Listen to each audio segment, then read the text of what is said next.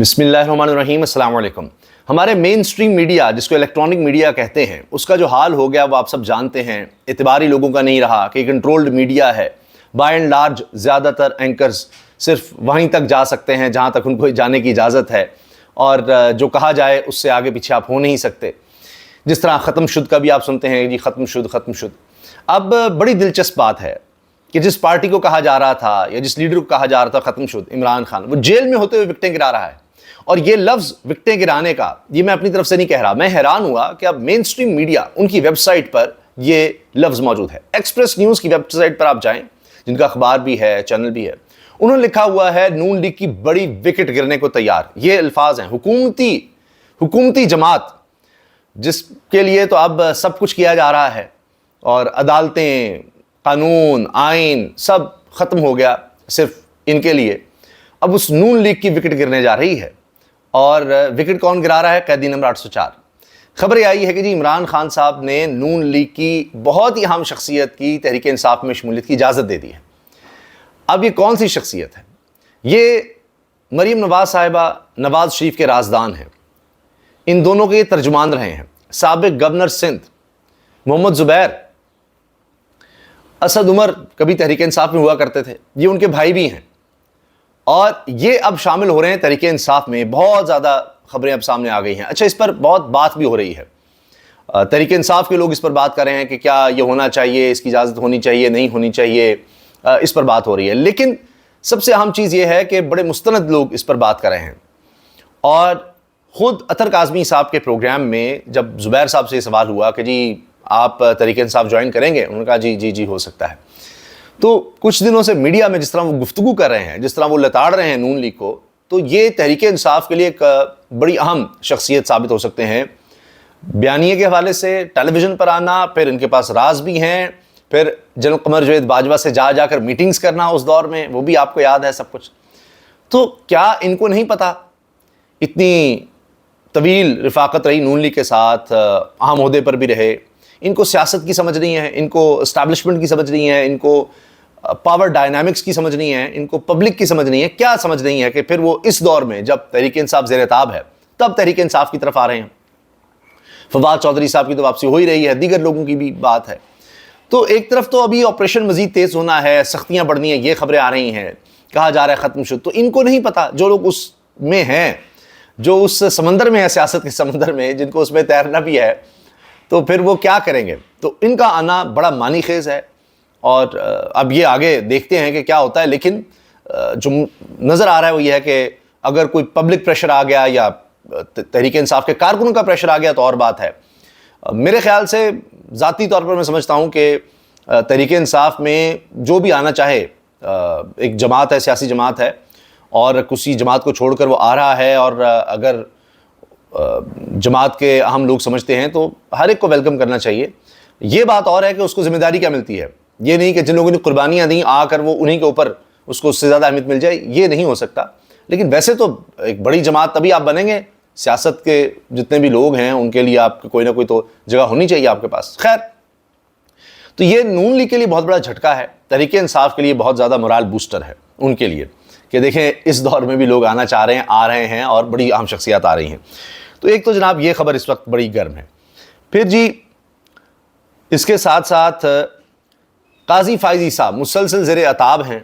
اب مجھے نہیں لگتا کہ حکومت یہ کرے گی، بہرحال نام ضرور آ سکتا ہے ان کا دل رکھنے۔ قاضی فائزی صاحب کا نام اب چیف الیکشن کمشنر کے طور پر لیا جا رہا ہے، پہلے بھی خواہش تھی چیف الیکشن کمشنر کا کہا گیا۔ عمر ایوب نے کہا کہ جی ان کو شاید کہیں کینیڈا میں کہیں سفیر لگانے کی بات ہو رہی ہے۔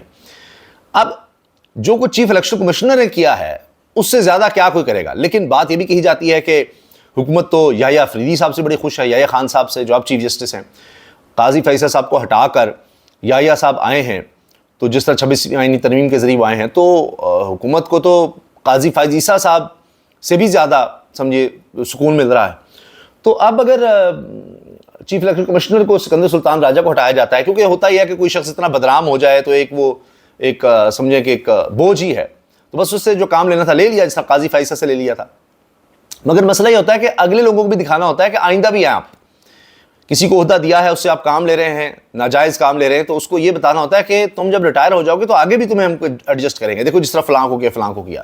تو یہ ایک بہت بڑا پریشر ہوتا ہے ایسے گندے اور غلیظ نظاموں پر جو اس طرح سے چل رہے ہوتے ہیں جس طرح پاکستان میں چل رہا ہے. تو یہی ہوتا ہے کہ شہباز شریف کو جس دن فیس کرنا تھا، ان کے اوپر چارج فریم ہونا تھا اور تو فرد جرم عائد ہونی تھی، اس دن وہ جناب وزیر اعظم بنائے جاتے ہیں، اور جو جج ان کو بری کرے اس کو چند ہی دنوں میں سرکاری عہدہ مل جاتا ہے. یہ سب ہوتا ہے. تو بہرحال اب قاضی فائز عیسیٰ صاحب کو آگے چیف الیکشن کمشنر لگانے کی سوچ ہو سکتی ہے، مگر بات یہ ہے کہ وہ اور بھی آ سکتا ہے. میں نے اس طرح کیا نا کہ حکومت تو اور لوگوں کو لگا کر بھی خوش ہے کہ نہیں بڑا ان سے بھی بہتر پرفارم کر رہے ہیں، تو یہ ضرور ان کو زندہ لاشوں کو سیاسی طور پر جو زندہ لاشیں ہیں یا سماجی طور پر ان کو ضرور آگے لے کر جانا ہے. تو بہرحال دیکھتے ہیں حکومت کتنا زور لگاتی ہے. بہرحال تحریک انصاف ڈٹ گئی ہے. قاضی فائز عیسیٰ نے جوڈیشری کو تباہ کر دیا. اگر اس کا نام الیکشن کمشنر کے لیے حکومت کی طرف سے دیا جاتا ہے تو مسترد کریں گے، کسی صورت نہیں بننے دیں گے، کیونکہ شہباز شریف نے باقاعدہ طور پر مشاورت کے لیے عمر ایوب سے کہہ دیا ہے، اپوزیشن لیڈر سے. انہوں نے یہ بھی کہا ہے کہ جی اگر یہ مجھے ہٹانا چاہتے ہیں الیکشن کا، تو میرے والد کہتے ہوتے تھے الیکشن اور موت کے لیے ہر وقت تیار رہنا چاہیے، تو دوبارہ کروا لیں الیکشن. ان کو پتہ ہے دھاندلی ہوگی، سارا کچھ ہوگا، پھر بھی تیار بیٹھے ہیں. خیر، تو اس پر جناب لگتا یہ ہے کہ قاضی فائز صاحب کے لیے زندگی اب آسان آگے نہیں ہوگی. وہ چاہے ان کے بارے میں جو رپورٹرز ہیں بات کرتے ہیں جی میری نس پھٹ جائے گی، فلاں ہو جائے گا، بڑے پریشان ہیں، ان کی پریشانیاں شاید آگے بڑھیں گی. ہے حق ہمارا آزادی، ہم لے کے رہیں گے آزادی. اسلام آباد ہائی کورٹ کے باہر تحریک انصاف کے رہنماؤں اور کارکنوں کی نعرے بازی. یہ جی اب جب بھی کیس لگتا ہے پہنچتے ہیں. اب ویسے ایک نیا طریقہ ایجاد ہو گیا ہے کہ کیس ہی نہ لگنے دو. ایک تو تاریخ لمبی ڈالو اور جب وہ تاریخ آئے تو کہو جی کیس ہی غلطی سے لگ گیا تھا تو اس کو ڈی لسٹ کر دو. یہ ایک نیا کام ہے. سن کر بھی آپ نے خلاف فیصلہ دینا ہی دینا ہے، لیکن یہ ہو رہا ہے کہ نہیں کرتے ہی نہیں ہیں، آگے ڈال دیں.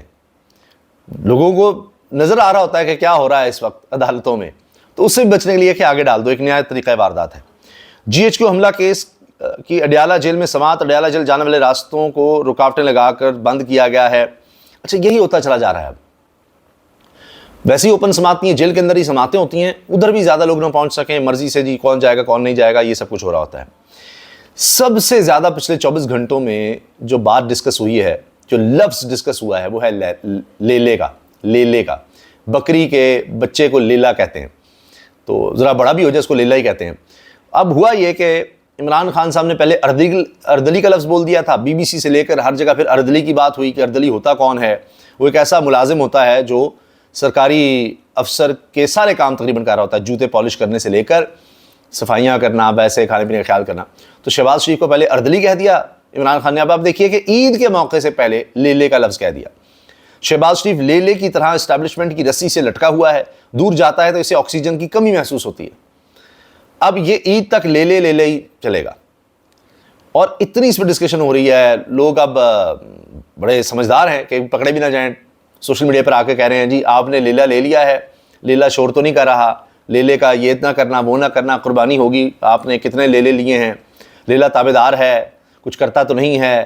اس طرح کی باتیں اب یہ مذاق اڑایا جا رہا ہے. یہ سارا کچھ ہو رہا ہے.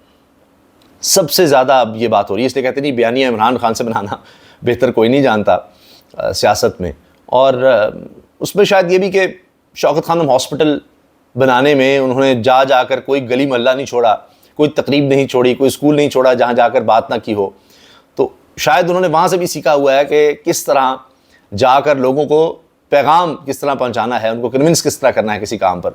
تو بہت زیادہ ملک میں بھی برن ملک بھی، تو وہاں سے بھی آج جو جنریشن ہے جو اب خود والدین بن چکے ہیں، وہ بھی، ان کے بڑے بھی، اور آج نوجوان بھی، وہ سارے پھر اس لیے عمران خان کی بات کرتے ہیں کہ اس کو اپیل کرنا بہت آتا ہے.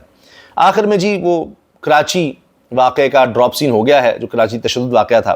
ڈیفنس میں تشدد کا نشانہ بننے والے نوجوان سدھیر نے سلمان فاروقی کو معاف کر دیا ہے اور کہتا ہے میری غلطی تھی، موٹر سائیکل کار سے ٹکرا گئی، میں کسی بھی قسم کا کوئی کیس نہیں لڑنا چاہتا. میں نے آپ سے پہلے ہی کہا تھا کہ اس طرح کے کیسز میں یہی ہوتا ہے، بااثر لوگ ہوتے ہیں، پیسہ شیسا ہوتا ہے تو وہ دے دلا کر معافی ہو جاتی ہے. یہی اس طرح سے ہوتا ہے. تو یہ تو سوشل میڈیا کی وجہ سے معاملہ اٹھ گیا تھا، ورنہ وہ بھی نہیں ہونا تھا. اگلی ویڈیو میں انشاءاللہ کچھ اہم اپڈیٹس کے ساتھ ملیں گے کہ حکومت آپ سے کیا کچھ چھپا رہی ہے اور حالات کتنے خراب ہو چکے ہیں. انشاءاللہ اگلی ویڈیو میں اس پر بات کریں گے. اللہ حافظ.